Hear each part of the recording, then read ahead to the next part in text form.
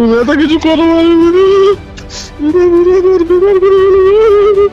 আরে ভাই, কোনো চিন্তা করো না, কেঁদো না, উপর আল্লাহর কাছে বিচার দাও, উপর আল্লাহর কাছে বিচার দাও, উপর আল্লাহ পাশে দাঁড়াবে। তিনটে ছেলে কি করবো? কিচ্ছু চিন্তা করো না, আমি বলি শোনো। তৃণমূল নেতা রফিকুল ইসলামকে সাপোর্ট করায় একজন গরিব ব্যবসায়ীর জিনিসপত্র ক্ষতি করলো স্থানীয় তৃণমূলের নেতা কর্মীরা। সরাসরি অভিযোগ কিন্তু তৃণমূলের দিকে। রীতিমতো তৃণমূল নেতা রফিকুল ইসলামকে ফোন করে কান্নায় ভেঙে পড়লেন সেই গরিব ব্যবসায়ী। যদিও বা সেই ব্যবসায়ীকে আশ্বাস দিলেন সমস্তভাবে সহযোগিতা করবেন তৃণমূলের নেতা রফিকুল ইসলাম। এই মুহূর্তে ভাইরাল সেই অডিও কল। তবে এই অডিও কলের সত্যতা যাচাই করেনি পাবলিক বাংলা। রফিকুল এবং সেই গরিব ব্যবসায়ী অডিও কল শোনাবো আপনাদের। হ্যাঁ, আসসালামু আলাইকুম। ওয়ালাইকুম আসসালাম। বলো ভাই, কি সমস্যা হয়েছে বল। ও ভাই, আমি সেই তোমার ছবি টবি শেয়ার, তুমি আগের দিন আমাদের বাড়ির ওখানে এসেছিলে না? হ্যাঁ হ্যাঁ। এবার কি আমি সেই তোমার ছবি টবি তোমার লাইক করতাম, এরকে আজকে তোমার লে কথা হচ্ছিল দোকানের ওখানে, আমি বলছিলাম ওই লোক ঠিক আছে, এটা সেটা বলেছিলাম।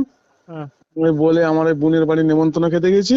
হ্যাঁ। হ্যাঁ এবার খেয়ে এসে দেখি আমার ভ্যানে মাল ফাল ছিল, হ্যাঁ। মাল ফাল সব উল্টে দিয়েছে। দিয়ে আবার তোমার হচ্ছে আমার মা ঠিক আছে করছে, বলে ছেলে রফিকুলের সাথে ঘুরছে, এটা ওটা গালাগালি করে ওরা চলে গেছে। বলে কে করেছে এটা? ওই আমাদের বুলটে আস, আর কে ছিল তোমাদের ওখানকার নেতা তৃণমূলে? ওই বুলটে ছিল, ইসমাইল ছিল, ওরা সব এর সাথে করে, ওই ওইদুলের সাথে করে। আচ্ছা, ওইদুল কি নিজে ছিল? না, ও ছিল না, মা বলছে, বলে ও ছিল না, বলে 5-7 জন পানা ছিল। তোমাদের কি সবজি সবজি টবজি সব কেড়ে নিয়েছে? হ্যাঁ, সবজি সব ফেলে দিয়ে গেছে। আমি কলকাতায় যা সবজির ব্যবসা করি, হ্যাঁ। আর ওই আর সবজি সব ফেলে দিয়েছে। মারধর করেছে? আমার মার মারতে গেছিল, আবার রাশ টাস করেছে, করে চলে গেছে। ছেলে সাবধান কর। আচ্ছা, তা তোমরা তো চালতেবাড়ি অঞ্চলে আমার একটা বিশাল প্রভাব এমনি।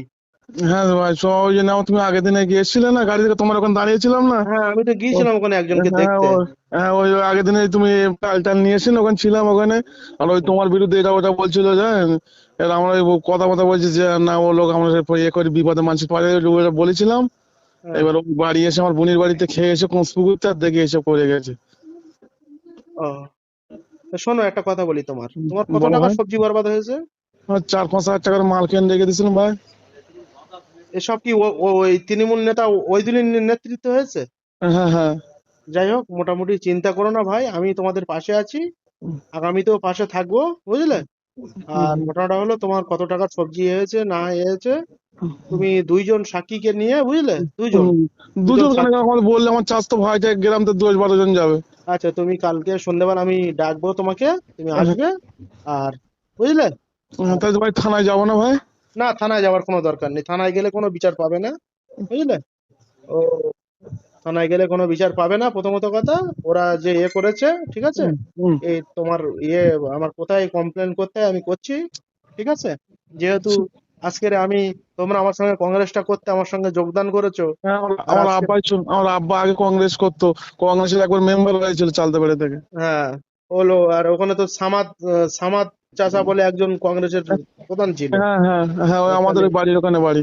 তো যাই হোক, মোটামুটি তোমরা এত ভেঙে পড়ো না, তোমাদের সবজি বরবাদ হয়েছে, ঠিক আছে। তোমাদের তুমি যাতে সবকিছু ফিরে পাও, সেই সুব্যবস্থা আমি করব। একদম ভেঙে পড়ো না, বুঝলে। ঠিক আছে আর ভাই। এখন তো অনেক রাত হয়ে গেছে, আমি লাইভে ছিলাম, জানো, একটু হ্যাঁ আগে হ্যাঁ পর্যন্ত হ্যাঁ আমি হ্যাঁ। লাইভে ছিলাম। আমি সবে দুটো ভাত খেয়ে উঠলাম, বুঝলে।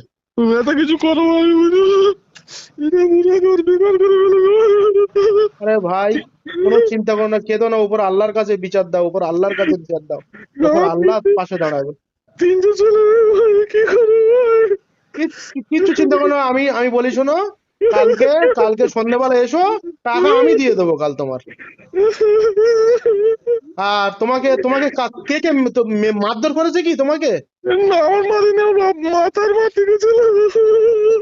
তুমি তো ওখানে ছিলে, আমি যেদিন চালতে পেরে যাই, তিন দিন আগে। আমি তোমার সাথে কথা বলছিলাম না দাঁড়িয়ে দাঁড়িয়ে। তো তোমার তো বলছি, তোমার এগুলো করলো, তাহলে ওইদুলির লোকজন কজন এসেছিল ওখানে? ও মা বলছিল, বলে 5-7 জন বানা এসেছিল। ওরা কি মেশিন পাট টাট নিয়ে এসেছিল নাকি?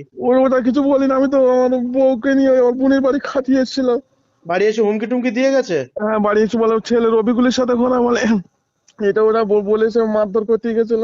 আর বলে ভ্যান, ওই যে আমার বাড়ির পাশে যে ডোবা ছিল ওই ডোবায় সব ভ্যান ট্যান সব উল্টে দিয়ে চলে গেছে। ভ্যান ট্যান সব উল্টে দিয়েছে? হ্যাঁ হ্যাঁ। আচ্ছা, আমি দিয়ে টাইট দিচ্ছি, সকালটা হোক। আর শোনো, কাল বলো ভাই। সকাল 10টার দিকে একবার ফোন করবে আমাকে। আর ওই তোমার নামটা কি জানো, আমি সে ভুলে যাচ্ছি। ইসমাইল ভাই। ইসমাইল, তাই তো? হ্যাঁ, আচ্ছা আচ্ছা আচ্ছা। ওই কোন মুদি বাড়ি তোমার? ওই কয়লাঘাটার ভূত ভাই। আচ্ছা, কয়লাকাটা বুধ, ওই আমাদের শাকিল মামাদের বাড়ির গায়ে, তাই তো? হ্যাঁ হ্যাঁ। আচ্ছা আচ্ছা আচ্ছা আচ্ছা। তোমরা কোনো চিন্তা করো না, আমি তোমাদের পাশে আছি। ঠিক একদম কোনো চিন্তা করবে না। ঠিক আছে ভাই, ঠিক আছে। হ্যাঁ, ঠিক আছে ঠিক আছে।